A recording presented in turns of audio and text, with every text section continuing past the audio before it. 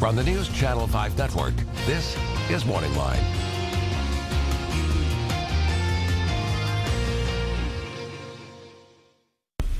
Good morning, everyone. Thanks for joining us on MorningLine. Nick Beres with you on a Tuesday. Good show on tap. We're going to talk money. Money is important to all of us.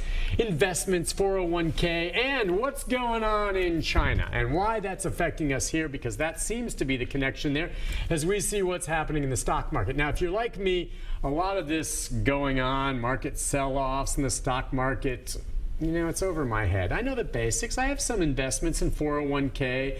I know what kind of interest rates I'm drawing on some of my accounts. That's about it.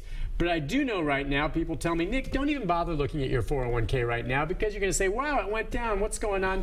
There's nothing I can do about it, and I'm writing it out. But we're going to get into more detail about what's happening with the economy right now with regard to the stock market and what the latest is this morning. And it's not going to be me telling you about it because I'm the one with all the questions. We've got to go to the expert for that. And the best we've got here with us this morning, and you know him from here on the Plus, is Hank Parrott. Good morning to you, sir. Good to see you. Certified investment counselor expert extraordinaire who hosts a retirement report on Friday morning. Yes. It's nice to have you on. Appreciate it. Thank you. Well, I mean, what is it? I mean, you are so, whenever I see you, you are always so together, calm, and cool. Now, tell me right now, with what's happening in the market, you don't feel some inner turmoil? No, not at all. Okay, I love it. This has to do with how you're invested. So if you're invested properly in the market, if you've got a plan, all right, that says, here's my asset allocation. When we sit down with a client for the first time as an example, they come in, we're going to take a look. Income, what are your expenses, assets, liabilities, we get a picture. Now we say, how many years to retirement? Or if you're in retirement, what are your, what's your monthly expenses you need? How much do you need to pull from your retirement accounts, if any at this point, to supplement that income? Or when you retire, what is that going to be and how soon is it going to be? Now we put together a plan. So imagine, now when you're working, do you worry about your 401k as much? No. Right, because it's far into the distance that you're going to pull any money from it. You're going to ride out the volatility. Yes. As long as you're properly invested. And the key here is asset allocation. Asset allocation is like 90% of the determinant of the returns you're going to get on your portfolio. It's not about market timing. It's not about stock picking. Not about choosing mutual funds based on past performance. All right. Avoid active management. You want to passively manage, own the market type of portfolio. So asset allocation is the biggest determinant. If you're properly allocated in the market, so that means by asset allocation we're talking about stocks, bonds, cash. The next part of that means that you're also talking about within those stocks, I want to have small companies, I want to have large companies, I want to have international, domestic. We break it down further into portfolios with growth and value companies. When we look at that, we're going to have like 12,000 different companies. Now, am I worried that 12,000 companies are going to go out of business? Some will be up, some will be down, but it's diversified so you protect yourself. And I'm going to get a market return with the least amount of volatility. This goes back to work done by Harry Markowitz, who won the Nobel Prize back in 1990 when he created what's known in economics and for his equity research. He created what's known as the Markowitz Efficient Frontier. In my book, 7 Steps of Financial Freedom and Retirement, I've actually got that chart of the Markowitz Efficient Frontier in there. And by the way, I'm going to throw anybody that wants to call the office, we'll get that out. We'll give away some books today as well. Okay? To help people out. Awesome. There's a chapter on how the smart money invests that goes into the principles we'll talk about. So Markowitz created Efficient Frontier, and it was basically if you put together certain asset categories together, you can reduce volatility. So when the market's going through all these gyrations, we're trading in a much tighter range. So we're not seeing as big an up or as big a down, but we're still getting that return we're seeking. All right. I want to get more into that and what we can do and what it means to the average 401k owner right now. But first, your take, and I guess what we've heard, what caused this sudden drop over the last few days?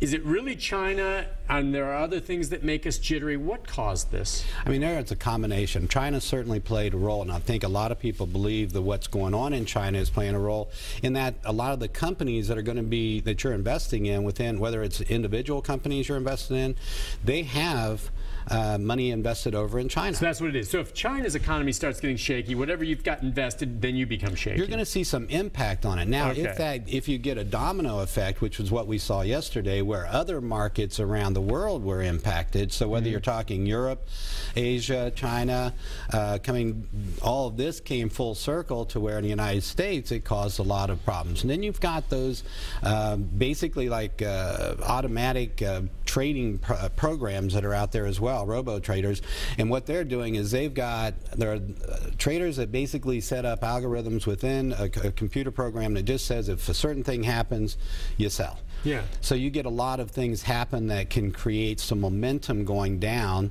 and then it can flip the other way, as we saw yesterday, which was just a roller coaster. I mean, first way down, then start back up, and then back down again. But what you and other experts tell us, when things start getting a little rough, especially long term, don't sell. You hang on and ride it. Right. Now, I know there's more short-term investments where I guess you react, but what I never understand is they say what's happened here is they've lost confidence, so there's a sell-off. Right. Well, who's selling off all of a sudden, and why are they selling off? Don't they know better than that?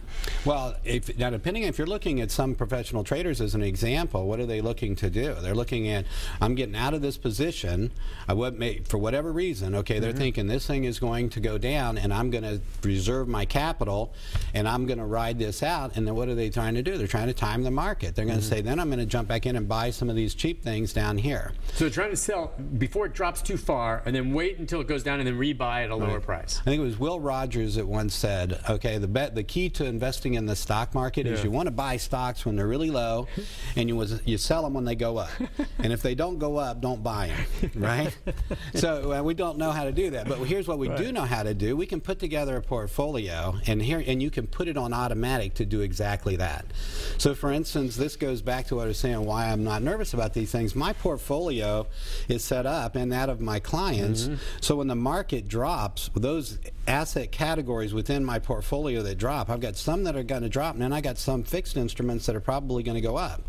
So I'm going to be selling them high, and I'm going to be buying these low and bringing it back into balance. I see. So I'm always taking advantage of market conditions in that way. On automatic, it does it every quarter for me. I don't have to do anything but just let it ride. Is there anything that actually does well as an investment when the market goes down like this that you want to buy? I mean, besides things getting low in price. Right. There's going to be, you'll hear many of those that are on the different financial shows talking about different values if you're looking at individual stocks. So sure, you're going to find some companies that do well when things go bad. Well, it's going to be more that their book value. Okay, so when you look at the value of this company, you add up all their different assets, and you see and divide by the outstanding shares, and you have a book value. Now, if it's selling well below book because of just a bunch of panic, and there was a number of instances like that where stocks that would normally sell for $40 were selling for $5 for this brief period. Well, if you can capture those, but that's kind of a day trading thing, of course. Right. Then yes, I suppose that you might get lucky. But when I have clients that want to play that game, if you will, it's almost like a day trading game. Well, it is basically a day trading game. They have a side account. It's like those that have, for fun, that like to go to a casino, go to Las Vegas or something. Meaning I can afford to lose it. Bingo. I can afford to lose it, and it's going to be fun. I enjoy doing this. Maybe I get lucky. And maybe I'll get lucky and hit the jackpot. Right, exactly. But that's no way to plan your retirement. No. Okay, listen, on that note, we'll take a break. When we come back, I want to get more into the details, and maybe, what you're telling your clients who have 401ks, and maybe you've had a few calls over the past few days, or like you and I, and some of you may have 401ks or other investments. If you have a question about what you should be doing right now, give us a call. We can take those. The lines will be open, and much more to talk about whether or not we're going to see quite a rebound. And I think we're seeing a bit already this morning, aren't we, Hank? Yep. All right, we'll take a break and be back. 737-7587 is the number. More right after this.